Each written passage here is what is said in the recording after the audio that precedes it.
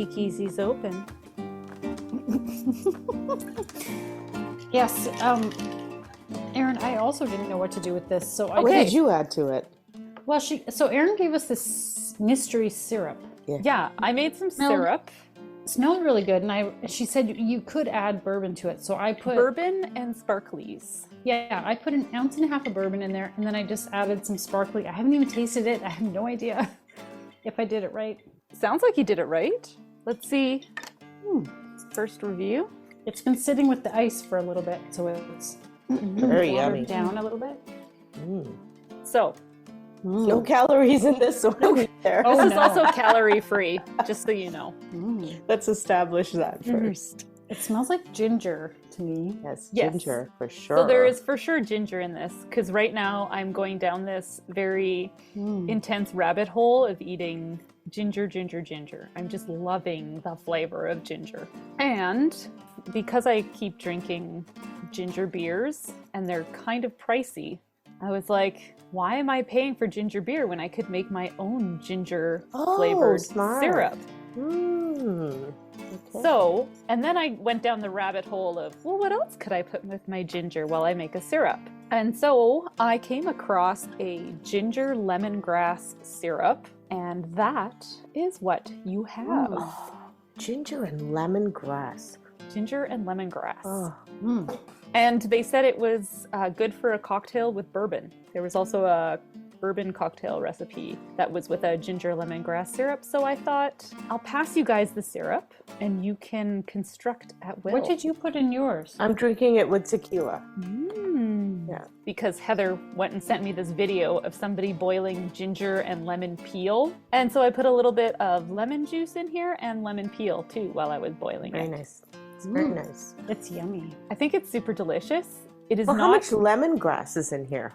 2 stalks. I had them diced up and in my freezer, so I just popped them into the pan with peeled and quartered ginger. It could be spicier. It's not gingery enough. So you would put more ginger, you mean? Yeah, as it was cooking, I started grating what I had left of ginger in my fridge just to up that tang that you get from the ginger that I thought didn't come out as much in the syrup just from having the wedges in there. Do you put ginger in your fridge? I just had to follow up on that because I do. Supposed to be the better place to store it. Where do you keep it, Sarah? I put it in my pantry with my garlic, but then I go through it so fast. I keep it in the freezer. Oh, you do? Okay.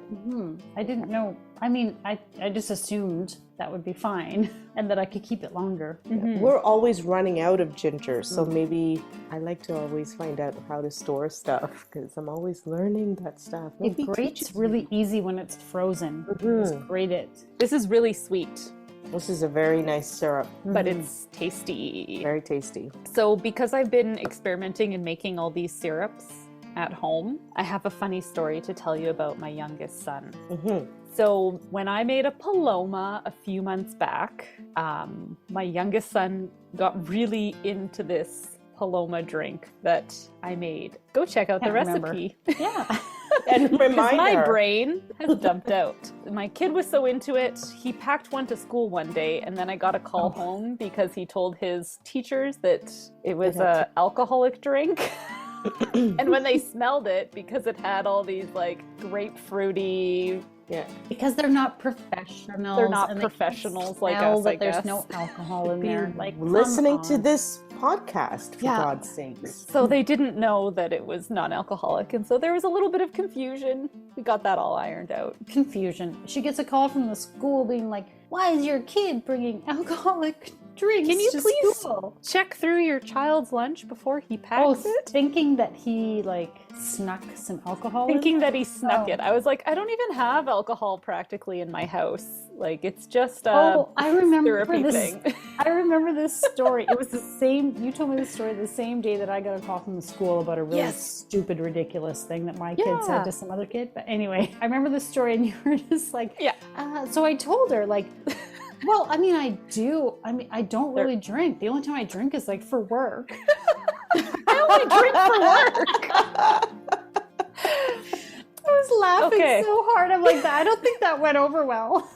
What do you mean you drink for work? Oh my God. It's a hard job that we have. Many people drink for work. Yeah, no kidding.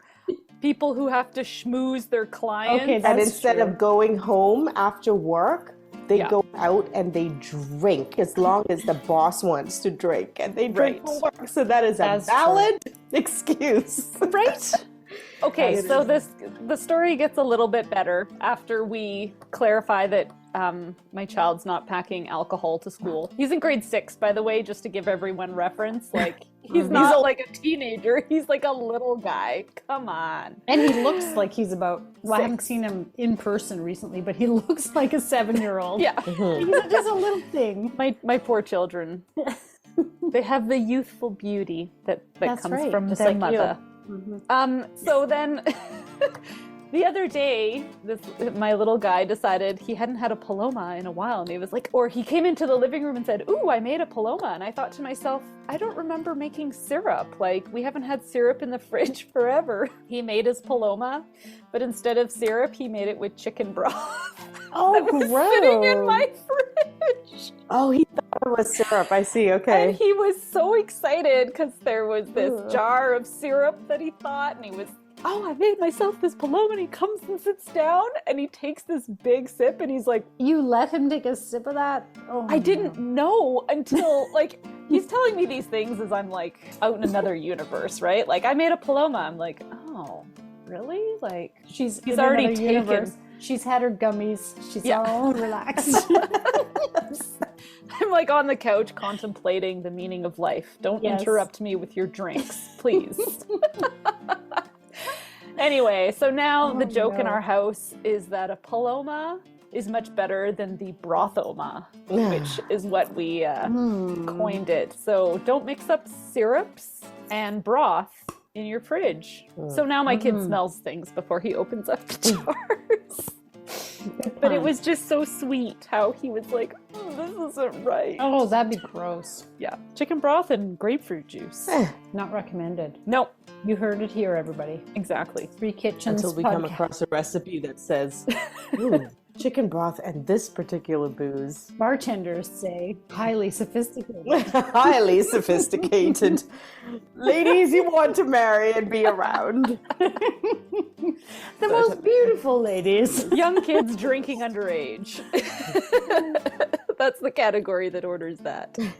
Today, when I was mixing drinks for this, I had the tequila out, and my son came in the room and he's like, "Oh, what's that one?" And he's asking me what are the things, and I said, "Oh, it's tequila." And he's like, "Well, is it alcohol?" And I said, "Yeah, do you want to smell it?" He's like, "No." I pretty much think every alcohol smells like rubbing alcohol, which is really what it is, and that's disgusting. And I was like, "You just keep thinking that." Yes, totally. Stay out of my cupboard.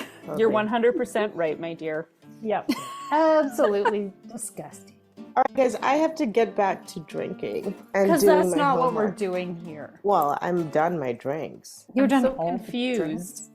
I'm done all my drinks. So Listen, in the middle of a judgy. drinking episode, she goes, "Listen, I I've have got to to go. I have to get back to drinking." I don't even know what to say to that. Yeah. I'm just like, That means her cup is empty, and she needs to go and refill.